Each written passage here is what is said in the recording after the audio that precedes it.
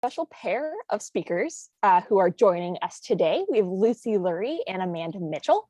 So Lucy is a graduate student in clinical psychology, and Amanda is a full-time research assistant, and they both work with Dr. Margaret Sheridan, who we got to hear from last month at the UNC Chapel Hill. Their research uses fMRI to explore the impact of adversity on childhood psychological development. And they're going to share with us some useful tricks they've learned to optimize fMRI data collection and analysis in children, which I'm pretty stoked about. But aside from being badass psych researchers, these women have a broad set of impressive skills and passions outside the lab too. So before grad school, I learned that Lucy spent a year in France teaching English to kids in elementary school. And Amanda is starting med school this year to improve health outcomes for Black women and children, which is amazing. So please join me in welcoming Lucy, Lurie, and Amanda Mitchell.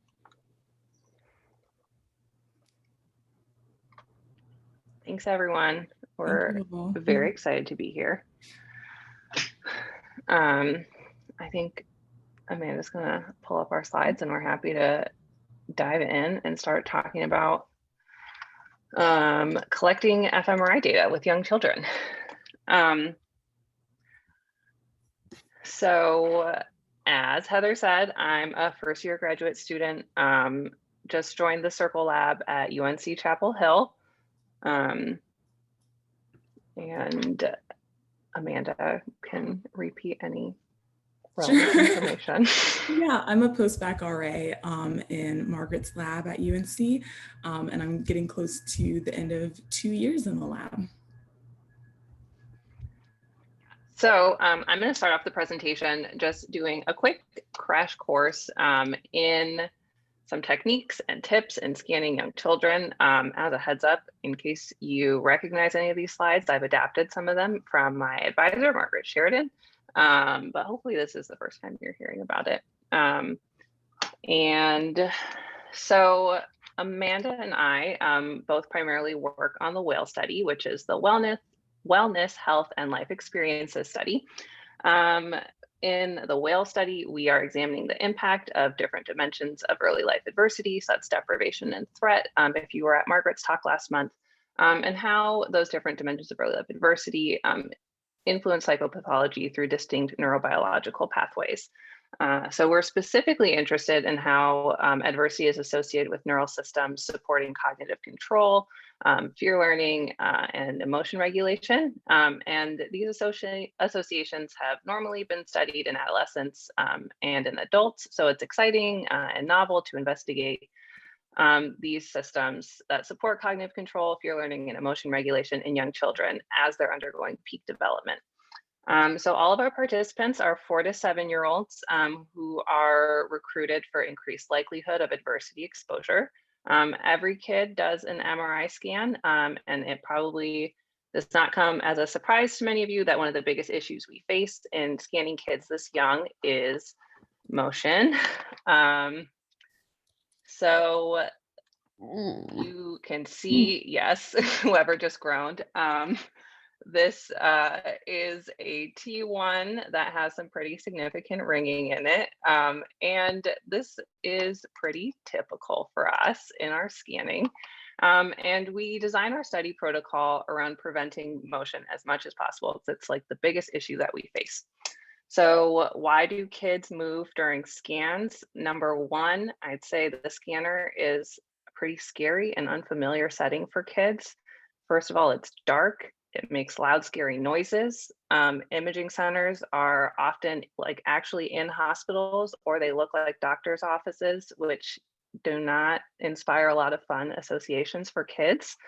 And second, little kids' cognitive and emotion regulation capacities are still developing. I mean, that's why we're so excited to study them, but it also makes it a little difficult to collect the data that we want. You know, this is developmentally appropriate that kids would struggle with some of these things, and especially when you're putting them in a stressful or unfamiliar situation, it's easy for these capacities to get taxed or overwhelmed kind of easily. So our entire scan protocol is built around addressing these two issues. So the first thing we do with every kid is a mock scan. So we find that mock scans are 100% necessary for all the kids in our study. We don't put kids in the scanner unless they've done a mock scan. The first thing we try to do is introduce the scanner in kind of kid-friendly terms and give kids like a frame of reference to understand the MRI machine and what it does. So we call the scanner spaceship. You'll probably hear me slip and call it the scanner spaceship for the rest of the presentation. All the tasks that we do with them are games, super fun games. And loading them into the scanner is blasting off into the scanner spaceship. So we really, try to give it a context that's like fun and familiar for a kid. We try to mimic the real scan experience as much as possible. So it's really critical to play them recordings of the noises that the MRI machine will make. Again, we try to put it into kid-friendly terms and kind of give them a frame of reference to make the sounds feel less scary. So we'll ask them like, what do you think this T1 sounds like? And a lot of kids will say a car horn, or what does the epi sound like? It's like a phone ringing. Things like that, just to make the sounds feel familiar and like, not a scary thing that is happening to them. We do motion training at the mock scan, which I'll talk about in just a second. And also, if you have the capacity to practice the task that you're going to have them do on the real day of the scan, now is a great time to do that, just so that they can kind of integrate like looking at the task, remembering to press buttons, remembering to stay still. Every bit of practice, like combining all of those elements at the same time, is very necessary and helpful. We do not do our mock scan on the same day as the real scan. And so something helpful to kind of, keep it in kids' head what they're doing, and that, this is familiar and they've done it before, is that we send a video to families that they can watch together about scanning with young children, just to give them a little reminder of what to expect and what they've already done. Yes. So for motion training, we have some adorable kids here who you can see this headband that the one boy is wearing. We use that to help with motion training. It's connected to an accelerometer. And as the kids are lying down in the mock scanner, we have them watch a movie while their headband is hooked up. And if they start to move around too much, then their movie will stop. So it kind of gives kids like a good, really concrete example of how much movement is too much movement. And it kind of gives some positive reinforcement to staying still. Like if you stay still, you get to watch your whole movie, and kids love that. The software we use is MoTrack, if you're familiar with it. Very helpful for getting this first bit of motion training done. So day of the scan with scan prep, we really try not to overwhelm kids with information. So I'll usually start off with, today you're going to go in the scanner spaceship, you're going to watch some movies, you're going to play some games and win some prizes. That's kind of a good amount of information, not to overwhelm kids right away with all the nitty-gritty details. Another important point that I'll kind of make at the beginning of the scan day is just to remind kids that they are 100% in control of the day. So, if they have questions or they feel uncomfortable, they can always ask to stop or pause and get an explanation. If they really hate what's happening, they can always say stop and we'll stop. And that is like a very critical element we find to scanning kids this young. It's just helping them understand that this isn't something that's just happening to them, but they're having a choice in it every step of the way. Scan prep for kids this young is a lot different than scan prep for adolescent or adult participants. You can't just have them like show up, get changed, and throw them in the scanner.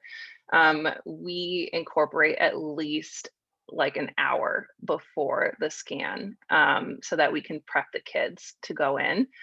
We practice all the games tasks that they're going to do in the scanner, and really overtrain on like the button pressing, when to press a button, just things like that, because they really do need a lot of practice to get it right when they're in the scanner and the noises are playing and, everything's happening.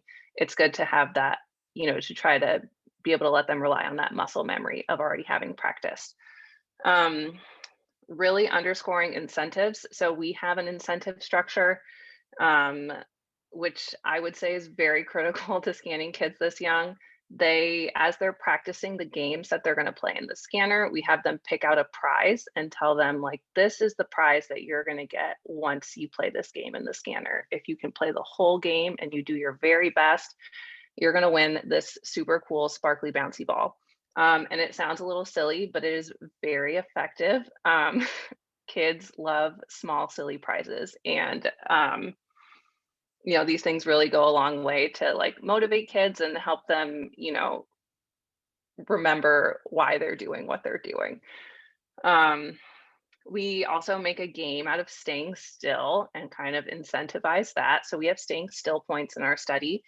And we tell kids that if they can stay really still from head to toe, they'll win staying still points throughout the whole day. And if they win all their staying still points, they get to win an extra special big prize that's bigger and cooler than all the other little prizes they pick out. So things like Legos or Amanda probably has some good examples of other things we use, but like, we have like Paw Patrol sets, like stuff that these kids are really excited about. Oh yeah. LOL surprise balls. So a bigger, cooler prize to incentivize staying still that you can remind them about throughout the scan is very helpful. And then just reminding kids that going in the scanner spaceship is easy and fun. They just did all the games that they're going to do while they're in the scanner spaceship, and they played them so well. They already know what to expect, and they know that they're going to do a good job. These are all things that I like really try to drive home for kids before they get in to kind of calm their nerves. They're just going to play some games and lie down and watch a movie. How easy is that? And they're going to do a great job. These are some pictures that we also use as we're prepping kids for the scan day of. It's helpful to have a picture of what an actual MRI machine looks like, and also to have some kids near it looking like they're having an okay time. Very helpful. Just to kind of remind them, like, this is what you're going to see. Look, we're going to have you sit down and put your earplugs in. Look at this kid. They're lying down. They're so comfy. They're having a good time. Just things like that to help kids visualize what's going to happen. We also use this to kind of help with our motion training. So, helping them visualize like how to get a good image of their brain. We just, we want you to look like the dog on the left and not the dog on the right. Okay. Another very key element, day of the scan, is having a scanner buddy. And this is also something 100% necessary. We won't scan a kid unless there's a scanner buddy in the room with them the whole time they're having the scan done. Ideally, this person would be the same person who's been prepping the kid for the scan the whole day.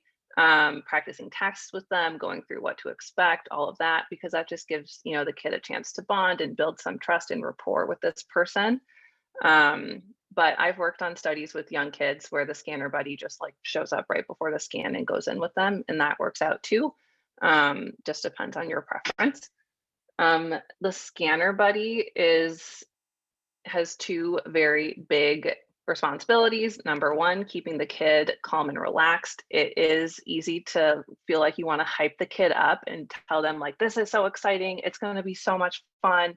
Aren't you so stoked to do this? And like, that can be a little counterproductive, because like very excitable kids are wiggly kids, and that doesn't help you get good data.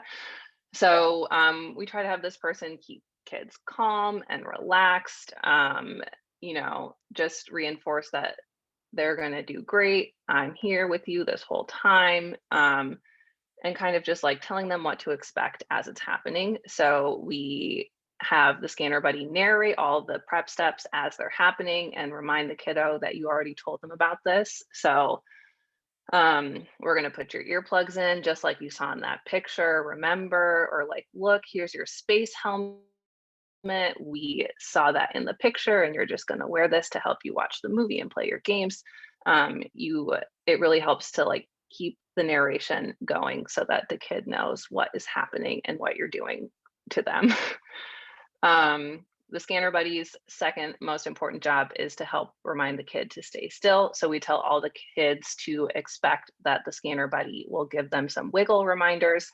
If the person in the room notices the kid starting to move around too much, we tell kids that they'll feel a hand on their knee. And if they feel the scanner buddy touch their knee, we just want them to take a deep breath, relax, and be still.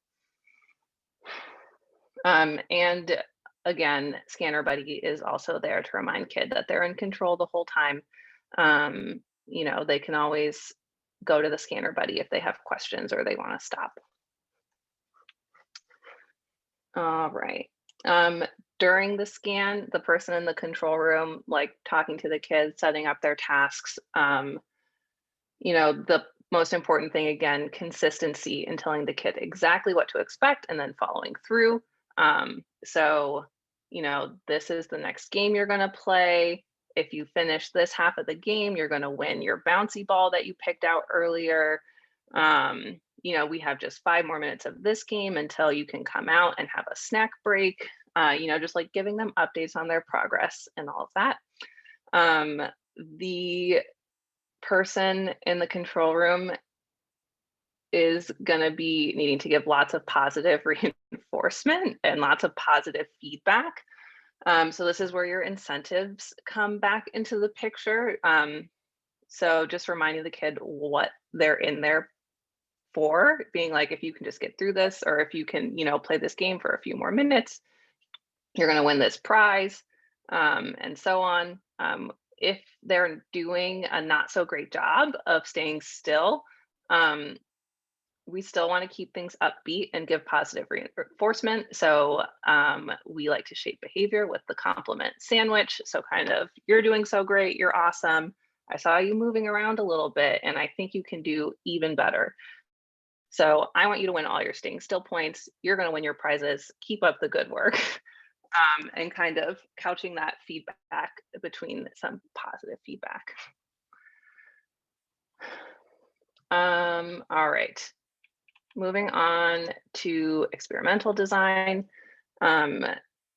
If possible, for all the tasks that you're having kids do, if you can adapt the stimuli to be more developmentally appropriate or more engaging for kids, that is really helpful. The sea creatures that you see on the screen are part of our go, no-go task. We call it the sea creatures game. And we're telling kids that you want to catch every single sea creature except for the seahorse and the fish. And that's kind of how we adapt that task paradigm to make it more child-friendly and keep them engaged. You want to try to limit your functional runs to about 4 to 5 minutes, and your total scan time to about 45 minutes. You're just not going to get good data after that point. Like, even with all the tips and tricks, kids have their limits, and you don't want them to have a meltdown. So just trying to keep it as short as you possibly can. You just can't expect the same thing out of them as an adolescent or an adult. Plan for breaks, expected and unexpected breaks. So having a snack break built in is really helpful. And kids will have to come out to use the bathroom at some point. It's just going to happen. So try to have some flexibility in your scan time. We also use really short TRs in our study to try to reduce movement between volume acquisitions. So our TRs are 800 milliseconds. Which we have found to be helpful. I think Amanda will talk more about that later. And kind of the last tool that we use that's really helpful for us during scans is FIRM. So this is a software tool that our imaging center uses to calculate frame-wise displacement in real time. We use this FIRM output to kind of shape kid behavior. Like, we can see if they're really doing a bad job staying still during some of their tasks, and just remind them, you know, you're doing a great job, but you can do even better. It also helps us make some decisions if we have time about redoing certain runs if a kid was really wiggly during one of them. We've upped our motion threshold for the study, and I think a lot of studies working with younger kids do. Our motion threshold is 0.9 millimeters, and if 60% of the scan is under 0.9 millimeters, we consider that usable. And just for your own knowledge, if you don't already use FIRM at your imaging center, Amanda found that the frame-wise displacement rate between FIRM and fMRI preps frame-wise displacement is pretty consistent. There's rarely more than a 5% difference, at least in our sample. So great tool. That is it for my tips and tricks about scanning young children. Happy to answer questions at the end, but Amanda is going to go into more detail about what to do to analyze this perfect motion-free data that you get from young children. I sure will. Thanks for all of that information, Lucy. I'll be doing the rest of our presentation, where I'll be discussing what happens after we've collected all of this pediatric MRI data on our study, from initial steps of data management to processing that data to task-based analysis. And I'm especially excited to share that we've been doing all of this using a new fMRI analysis pipeline developed here at UNC called clpipe. So excited to share about that. Before I start, I also want to give some credit to several of the graduate students in our department, Elena Vitroscu, Hannah Morgan, Mackenzie Mitchell, Laura Macklin, Seju Kwan, and Nathan Jorgensen. They've created a lot of our department clpipe training slides, so some of our upcoming presentation draws from their work. So in a single sentence, I'd describe clpipe as a package or a container of Python scripts that can help move your MRI data all the way from DICOMs that you get straight from the MRI scanner to task-based analysis using general linear modeling. The developer of clpipe is Dr. Teague Henry. He developed this package while he was here in the Cohen lab at UNC. And he's currently at the University of Pittsburgh, but he's still working on clpipe, adding new features that people request, addressing any bugs, all that jazz. And you can see the links here to the clpipe Read the Docs, which is all the documentation on clpipe, as well as his GitHub page. So first, in terms of thinking about clpipe and how and why we use it on our study in particular, I have some highlights here. The first highlight is that it's super beginner friendly. I think I can attest to this with the fact that last summer, I was totally new to fMRI analysis. I'd never done it before, and I was able to take our data from DICOMs through group level analysis in about 2 months using this pipeline. And it was still a little bit less developed at that point. So I would say this is really beginner friendly, especially in part due to well-developed documentation and a really active developer and responsive developer. Some other highlights of clpipe are that it incorporates widely used software that some of you are probably familiar with, like DCM to NIIX, DCM to BIDS, fMRI Prep, FSL. These different softwares used at different phases of a data analysis pipeline. Another highlight of clpipe that we find super helpful is that it improves your speed of analysis by however that said it, by like 10 times or possibly up to 8 times the speed, because it works with your institution's high performance computing cluster, or HPC. I think I did a little research. I think it's called the Ohio Supercomputer Center at OSU. So this software, clpipe, could be really compatible with your HPC. And then lastly, we just have a growing community of researchers implementing this pipeline, especially we're kind of adopting it in our neuroimaging group here at UNC. So that means, more people helping improve features and report bugs and things like that. This is just a snapshot of the landing page of the clpipe documentation website. So you can see it's got a table of contents and explanations on how to use clpipe's unique commands in your terminal, to how to fill out the configuration files that store all of the data processing options that you've chosen for your study. And I'll touch on all of this soon. But the documentation also includes some linked resources and citations that help you learn more about the software packages included in clpipe. And they can help you learn more about the different processing options that are available to you so that you can discuss them with your research advisor when you're making different decisions about your research. And to the right here, I've also included a snapshot of the clpipe space on GitHub. So besides all the highlights, clpipe also exists to address and try to solve some big challenges within the field of neuroimaging research and analysis. The first big problem is that every lab, and sometimes even different researchers within the same lab, can have different ways of organizing their data. And this can make it really difficult to share data or reproduce rounds of analysis. So the standardized data organization within clpipe can improve that data sharing capability and also allow for more automated data management. So you have less on-screen time yourself as a researcher. The second problem is that processing pipelines often run serially, so they process one subject after another. But this takes a long time to finish processing and analyzing an entire data set. So like I mentioned before, clpipe can take advantage of your institution's HPC to run multiple subjects simultaneously.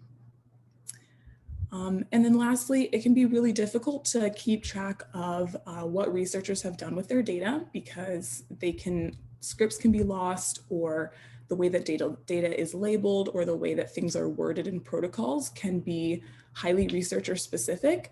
So clpipe helps address this by keeping really extensive log directories of every step that you execute in the pipeline. I'd say beyond these three problems, a broader challenge that clpipe addresses is the fact that trainees and researchers will naturally move in and out of a lab all the time.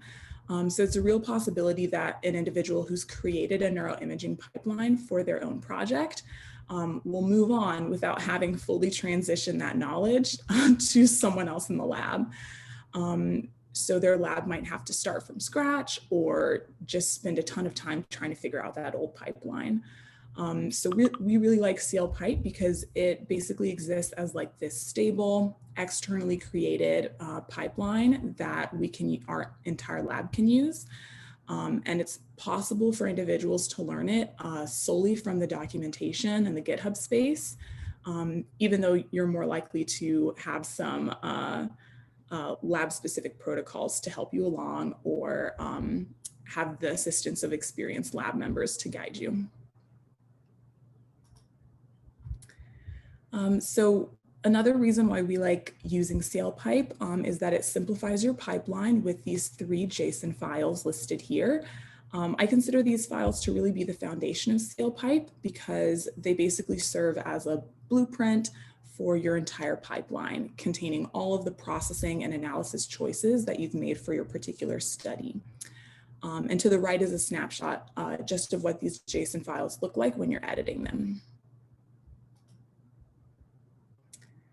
So going along with how clpipe is simplifying our pipeline, it also minimizes the commands that we actually enter into terminal to less than 10. You can see here I've divided the commands into the different phases of data management and processing and analysis. So I'll be taking us through these sort of phases and how we customize these phases or use them to optimize our pediatric data specifically. One note that I want to add here is that clpipe does have the ability to do beta series calculations if you're interested in that for your project. but Teague requests that you reach out to him directly since the documentation hasn't fully fleshed that out just yet. So I'll be taking us through these pipeline phases colored in blue for the rest of this presentation. And I'll touch on how you can potentially use them in your studies, as well as how we use these functions to work with fMRI data from young children specifically. And before we get into the pipeline phases, this is just a diagram I like to use to visualize the flow and the branching points of how MRI data moves through clpipe. And the first phase that we'll discuss is your initial project setup right here. So the initial project setup function of clpipe makes setting up your project directory on your HPC cluster a little bit easier by automating it instead of you having to manually create a directory structure. In addition to that, this function will create all your configuration files for you to edit. And since a lot of the fields in the current configuration files are file paths, it's great to have those fields pre-populated on based on that standardized clpipe directory structure. And you do have some options here to customize your directory structure because you can always change those file paths. So we like to customize our GLM directory structure. This is just an example of what that project setup function in clpipe can create for you with those 3 configuration files and a ready-made directory for each step of data management and processing.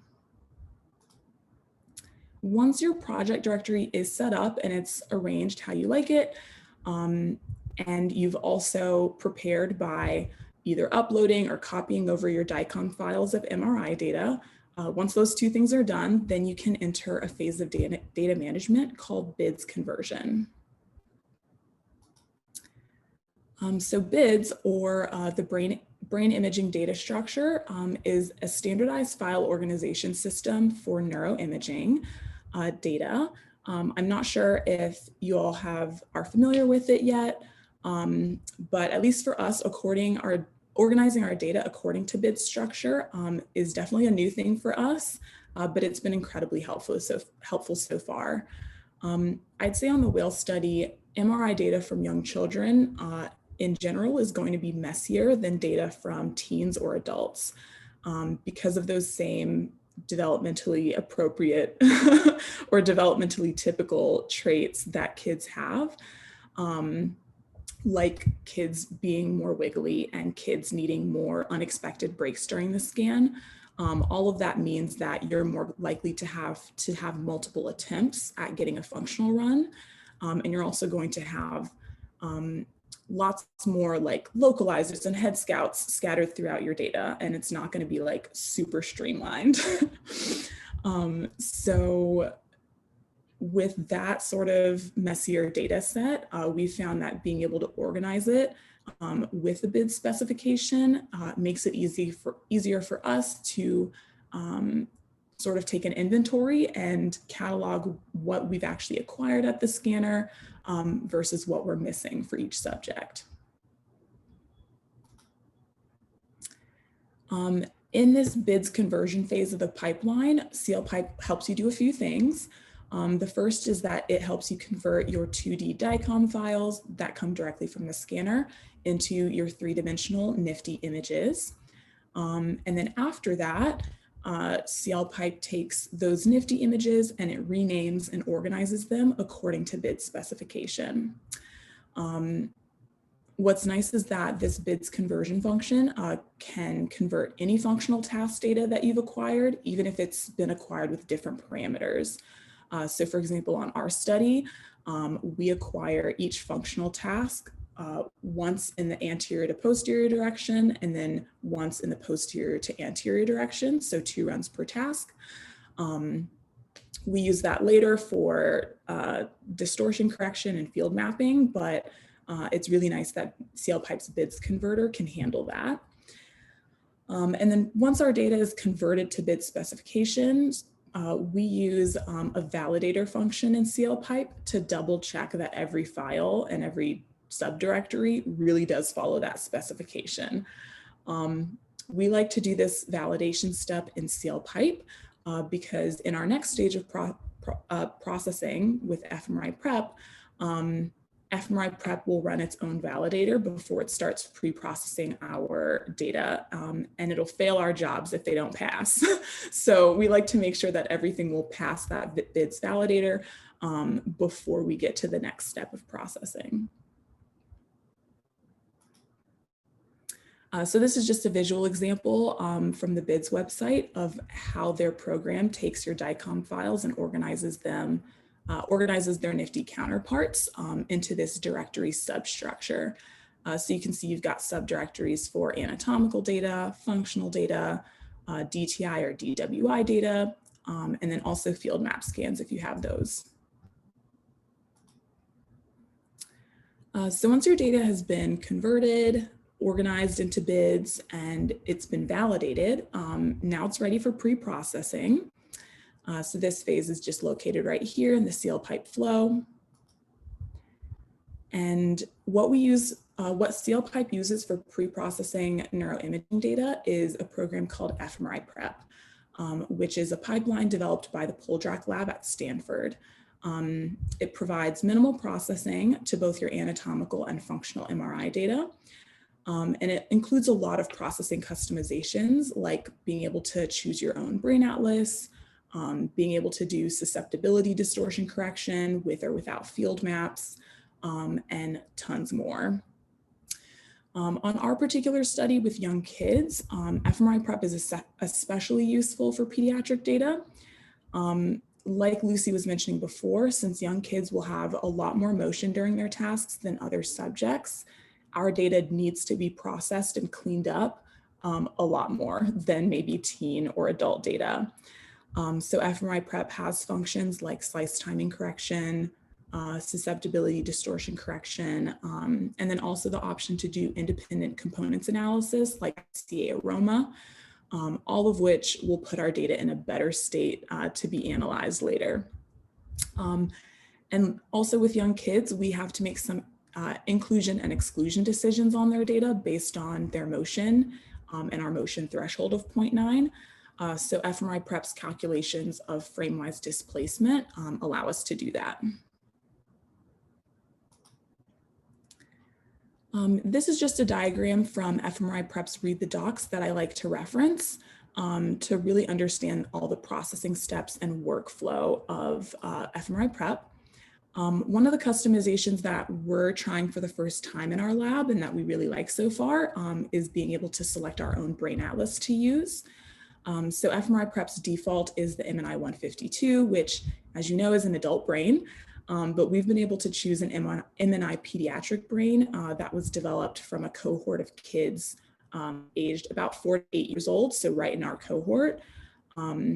And the processing of our data to that template space has looked really good so far. So we're hoping that it helps improve our confidence in identifying activation in specific brain regions later on during analysis. This here is just a summary of what the pre-processing functionality in clpipe will help you accomplish using fMRI prep. So in your configuration files, you can specify any of the customizations in fMRI prep that you want to use. And then clpipe will launch your data into fMRI prep for you. Another thing that we like about fMRI prep is that it creates detailed quality control reports for each subject once their pre-processing has finished. And so we use these reports to do a really thorough quality assessment of all of our subjects' data, both their anatomical and the functional data from every run, and potentially make some inclusion or exclusion decisions based on that. And I guess I'd say if you're interested in using fMRI prep on your own data, another pro of using it within the container of clpipe is that otherwise it can be, if you don't use clpipe, it can be time consuming on your own to format and organize your data so that fMRI prep will accept it. but fMRI Prep is compatible with the BID system. So since your data is already going to be in BID structure through clpipe, that's like a pretty nice and easy way to have your data go straight into fMRI Prep. This is just an example of a header section of an fMRI Prep quality control report. So you can see it takes you through the processing of your anatomical data and then every functional scan acquired for that subject. Once your data has been pre-processed and quality checked, it's ready for a couple different things. In clpipe, if you're aiming to do functional connectivity analysis, you can proceed to all of the post-processing functions and abilities. But if your goal is task-based analysis, then you can go right to the GLM portion of clpipe. On the whale study, we don't do a lot of post-processing. At least right now, we're doing just task-based analysis for now. But I'll touch on post-processing and then we'll finish out by looking at GLM. So just in a quick summary here, clpipe's post-processing functions listed here are especially helpful for preparing for connectivity analyses. And all of these functions work to reduce the presence of noise in your data. So you can specify the regressors that you want included in your model, like white matter signal or CSF signal. And you can also denoise your data with using a high pass or a low pass filter, just as some examples. Another cool thing about clpipe is that you can use your configuration file to specify multiple post-processing streams. So these streams can help you implement variants on a sort of template or master set of post-processing choices, which can be helpful for a few different reasons. One big reason is that if a reviewer asks you to reprocess your data in a different way, like with or without GSR, you can use the post-processing stream option to easily do that and not have to change all the rest of your options. And you can also just do it for yourself to test the impacts of different motion processing decisions. So now we get into GLM analysis on your task data. And you can see that clpipe has a few steps within this phase of the pipeline. Overall, the GLM analysis functionality of clpipe is going to process your data using FSL's general linear model called FEAT. With clpipe, you get to choose the pre or post-process images that you want to enter your GLM analysis. And you get to use, have a task-specific configuration file if you have more than one task in your study. So the first preparation for GLM analysis that clpipe helps you do is a resampling step. There are a couple different things involved, like in this step of clpipe, like it starts out using the brain mass that was calculated by fMRI Prep to perform brain extraction, and then it'll resample that brain into a standard resolution and size. We find it super helpful on our study to have clpipe take care of this resampling process. Because it's a step that fMRI Prep unfortunately doesn't do, but it is something that you need to do before FSL's FEAT. You also have the option to drop time points from the start or end of your functional task if that's part of your scan sequence. And this step will also create a confounds.tsv file for you with all of your chosen regressors, both like rotational and translational regressors, as well as any motion outliers that were calculated based on your study-specific motion threshold. Once you've resampled your data in clpipe, you can see here that each run of the task is outputted with that resampled Nifty image and that confounds file to go with it. And at this stage, we like to use this as a chance to make some decisions on inclusion and exclusion for our pediatric data. So like I was saying before, with pediatric data being a lot messier, we have a lot of motion in our kids. So we use the motion outliers listed in this confounds file to calculate whether they got 60% below our 0.9 motion threshold. And then another thing that you can use this confounds file for is figuring out how much progress a kid made through a task. Because some of our kids have to stop early or to go to the bathroom or because they're just fed up with a task. So we make sure they've made enough progress through it. Another prep step for GLM analysis is creating all your onset files for the different events in your task. So clpipe can help you do this by taking a BIDS formatted events file and making those 3-column EV files that are compatible with FSL. I personally haven't used this function just yet because I use an R script to pull all that necessary information into the EV files, and then I can just upload them to our directory, which is fine as well. clpipe will take that. And then you can do are actually ready for your level 1 and level 2 analyses in FSL's feet. So from this point forward, for each level of analysis in FSL that you want to do, clpipe will help you create your feat design files for each subject and each task run. And then you as the researcher actually launch those files yourself using something like a shell script. So for example, before first levels, you would create what's called a prototype FSF file, which is just a design file for a single subject in a single run. And then what clpipe will do is replicate that file for all the rest of your subjects and runs, which we really like because it cuts down on our time to either do that manually or to have to write a complex script to do that for us. So saves time for us. And then you would do the same thing with your level 2s, just creating that prototype file, having it replicated in clpipe and then launching it with a shell script. clpipe also gives you the options to run different level 1 models or different level 2 models if you want to have different analysis options specified in feat. And then after this stage, for level 3 or beyond analysis in FSL, like if you're doing group level analysis, this is basically where clpipe's functionality will stop. And any further analysis like your group levels for each of your copes or your contrasts of interest, you would create those design files yourself and submit those to FSL. And that brings us to the end of analyzing pediatric data using this cool new pipeline. So I think we have about 10 more minutes or so left. So we'd love to hear your questions and your comments or any feedback that you guys have for us. That would all be great.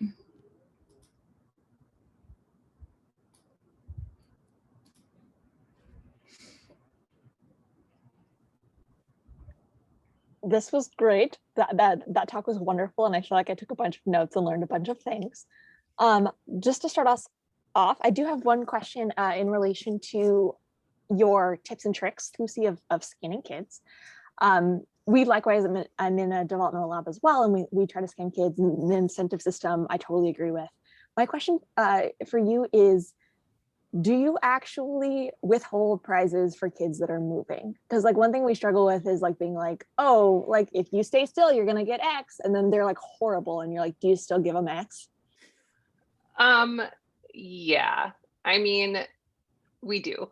I think at the end of the day, like we're not trying to punish kids for participating in our study, and you know, some kids are gonna stay still and some kids are just not. And I think that's just kind of the mixed bag you get working with kids. I mean, I think the farthest we'll go is to say like, you did not win all your staying still points on that last run, and I really want you to win your staying still points so you can get your prize. So if you can stay really still on this next one, you can make those staying still points up and you can still win your LOL surprise ball at the end of today. But even if they do horribly, by the end, we're still going to give them all their prizes.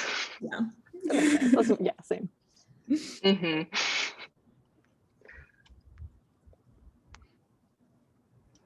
Hi, I also have a follow-up question. I'm in the same lab as Heather, so we are doing kids study. So related Yeah. to the scanning body in the scanner, have you ever came across a situation like kids will look down to the scanner to reach out to the people stand aside from the scanner? So they will look and they will move and trying to say something to you.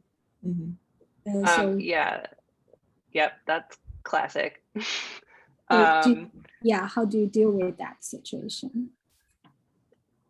Personally, I feel like that's a kid who's a little more easily distractible, and like not a kid who's like usually super distressed and like trying to get my attention to like get me out of here.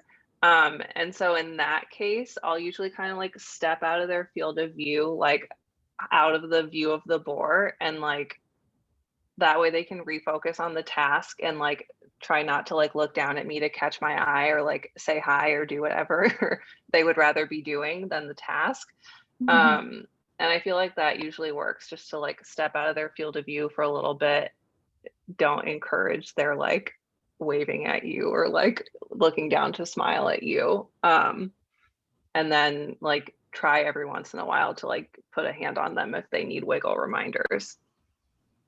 Yeah. Does that work for you all, or is that like I what think you we can usually try do? to. I never tried to like. I still stand there, but I think I can try later, like stay out of their view for a moment. Yeah. I guess like some things that I'd add on to that is like you can, since our kids are so small, most of their body is in the bore, but you can like stand right next to the scan bed and kind of like, I like to lean on the scan bed because you're standing for an hour and a half. So they can like, if they need reassurance, they can glance down and see that I'm physically still there, but my head is not ducked down, like available to make eye contact at all times. Like I'll lean forward to glance in and just make sure that like their face, that they're still looking at the screen, they're not crying or anything like that.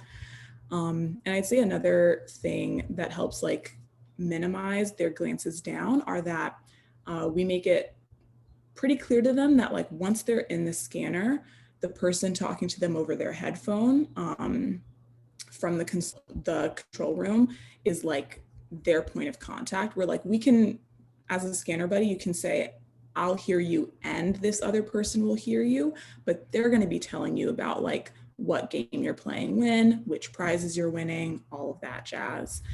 So typically during the scan, the scanner buddy isn't saying things out loud to the kid. The kid probably can't hear them anyways because they have noise canceling headphones on. So they're mainly talking to the person in the control room. And if the person in the control room like needs the scanner buddy to help them do something, like the kid isn't pressing their buttons correctly or anything like that, I'll usually like tell the kid, okay, so Lucy's going to help you, press the buttons on your right hand. So you're going to feel her moving your weighted blanket a little bit so you can press your buttons a little bit easier. And then they'll feel Lucy like reaching in and helping adjust things. Thanks, that is really helpful. And another question I have is, sometimes kids want to go out like just after one task, but maybe the whole time is like 40 minutes. And do you have the pressure to keep them staying in the scanner, like at least through the halfway and then bring them back? Or if they bring them out, or if they want to go out, you will bring them out, like just to force relax? Yeah. I mean, I would say that we try not to take them out before their break midway through. And I think sometimes that's when like the timing reminders are helpful. Like, I think some kids will like get through a task and be like, oh God, this is taking forever. I'm never going to get out of here. But if you give them reminders like, oh, you have just one more part of that game, you're going to win a prize, and then just one more game and you get to come out for your snack break. It's going to be just a few minutes. Like, do you think you can play for a few minutes and win your prize and then come out for your snack break? And those kinds of like reminders, embedded in incentives is helpful. Yeah, they might not like enthusiastically say it, but since we do make it clear that like they can say no, it's generally pretty good. It's like strategic, pushing them a little bit further than they think that they can do. And I'd also say like for some kids, we do our T1 first thing since like it's our most important piece of data. Sometimes that means that we get a bad T1 and we want to try 1 or 2 more times before we actually start their functional scanning. I'd say for kids like that, by the time they finish that first game, they've already been in the scanner for like 20 minutes. So we're like, yeah, this is okay for a snack time because you've been in here longer than the usual scan protocol already. Thanks.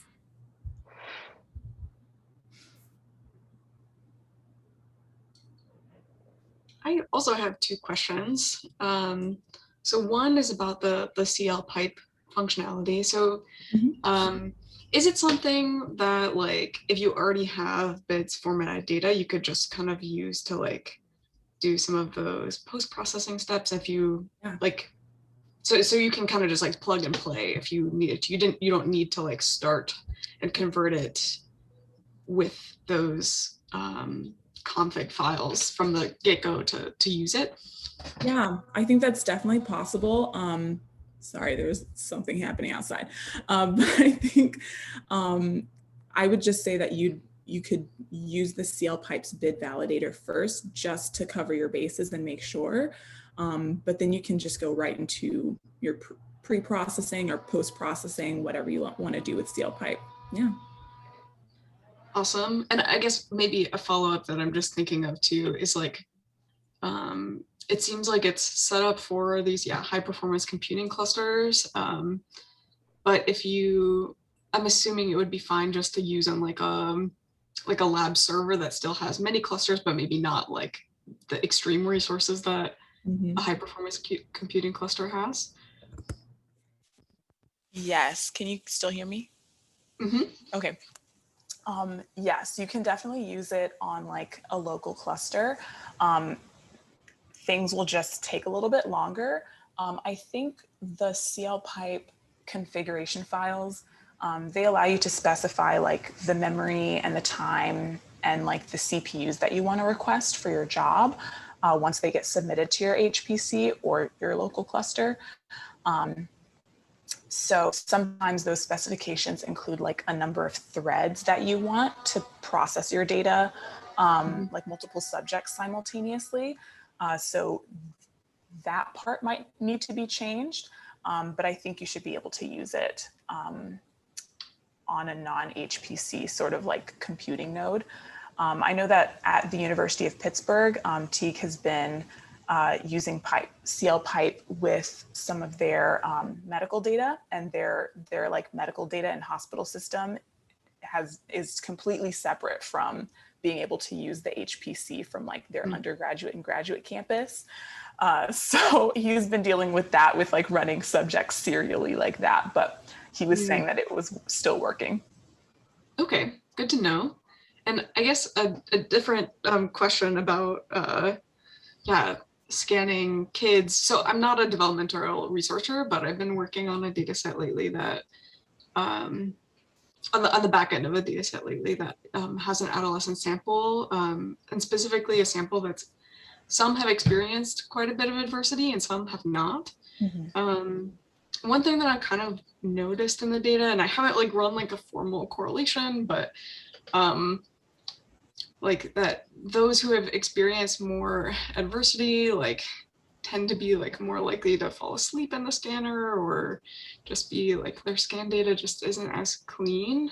And I'm wondering if there's like specific things that you guys do or like work with to like help improve that, or if that's even something that you've noticed in your own data, or it's just this particular sample. Yes.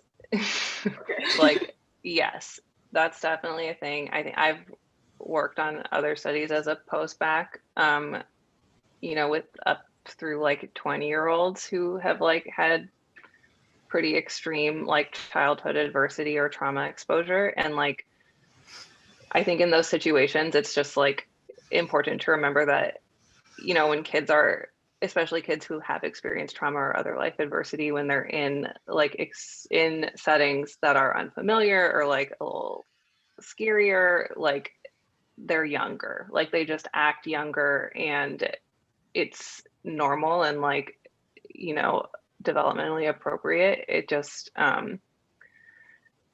I think that's kind of just the way it is. And I don't know if there's anything that can really be done after the fact, like after it's been collected. Amanda might have a better idea of what we do with the younger kids.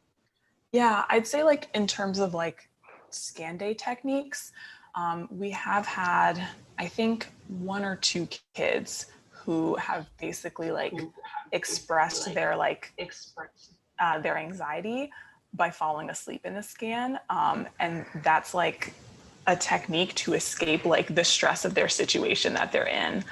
And these have been kids who were initially showing their anxiety by like getting more hype and getting more excitable. So depending on the kid, you kind of have to get a sense for, is this kid genuinely excited, or is their energy level so high and they're like running around because they're stressed out about this experience, even though they seem enthusiastic on the face of it. So that was the kid who like fell asleep and we were like, this went very south very fast. And then she was totally fine when we brought her out of the scan. We were like, okay, you're done. We're not gonna make you do this. I think for kids like that, it is, you can really just like push hard the fact that the day is in their control. And this isn't something that they have to passively experience or passively endure with no say in the matter.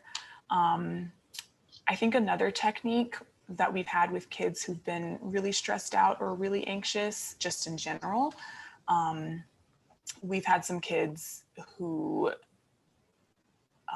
have had, like, I guess I'd say like you can do a sort of like exposure therapy sort of process for them, either with the mock scan or on the scan day when you're actually loading them into the scanner.